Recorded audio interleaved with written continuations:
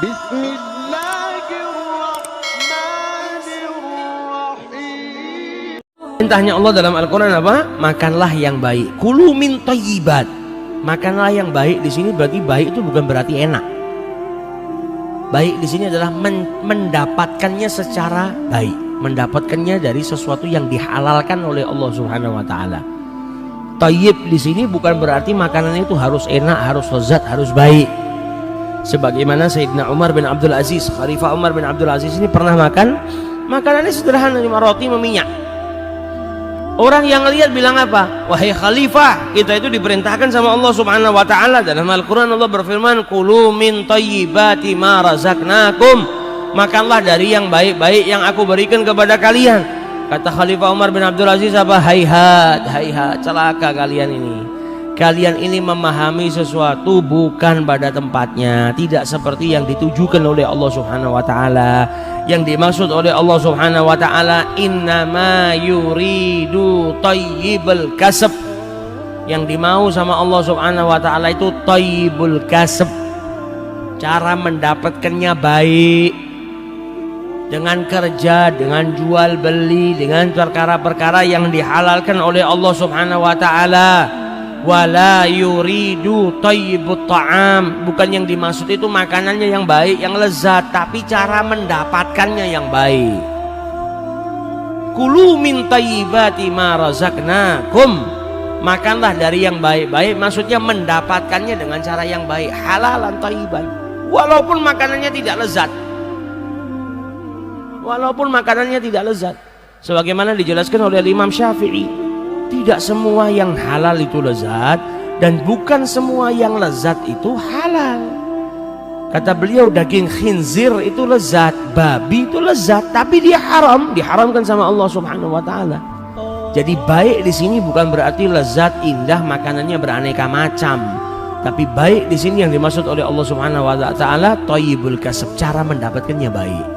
Maka makanannya adalah makanan yang baik, makanan yang dihalalkan oleh Allah Subhanahu wa taala. Sampai dikatakan sebaik-baik makanan itu yang ditanam sendiri.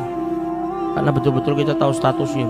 Jadi para petani-petani itu luar biasa, gak makan kecuali halal. Ditanam sendiri, dipiara sendiri, tumbuh, jadi gabah, jadi padi, dimakan. Betul-betul makanannya itu dijaga.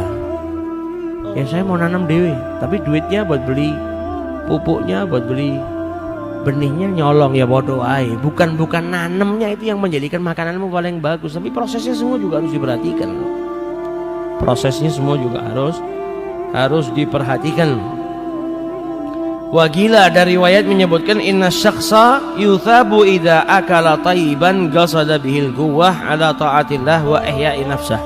Jadi seseorang itu kalau makan makanan yang halal, makanan yang baik, yang dihalalkan oleh Allah dengan tujuan untuk mendapatkan kekuatan supaya bisa taat sama Allah, bisa sholat, bisa ngelakuin ketaatan yang lain, itu makannya saja datangkan pahala.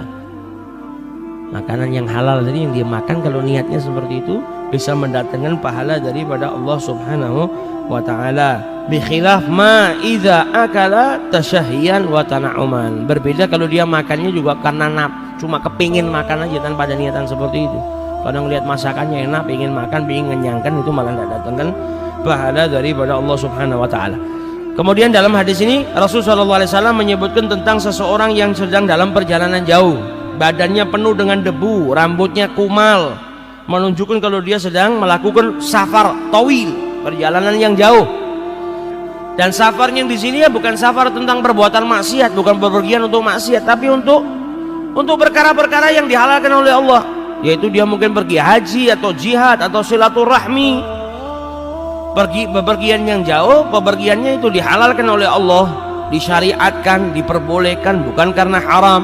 Nah, orang ini dikatakan sama Rasulullah ya muddu yadai, dia mengangkat kedua tangannya ila sama. Jadi betul-betul dia minta sama Allah Subhanahu wa taala. Kemudian dia berkata, "Ya Rabb, minta i'tini kada." Dia berdoa minta sama Allah Subhanahu wa taala.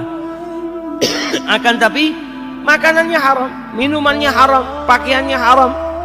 Dalam tubuhnya ada dia terkenyangkan dengan sesuatu yang haram, maka dikatakan oleh Rasul sallallahu alaihi wasallam, fa anna yustajabu lahu, maka dari mana doanya diijabahi oleh Allah.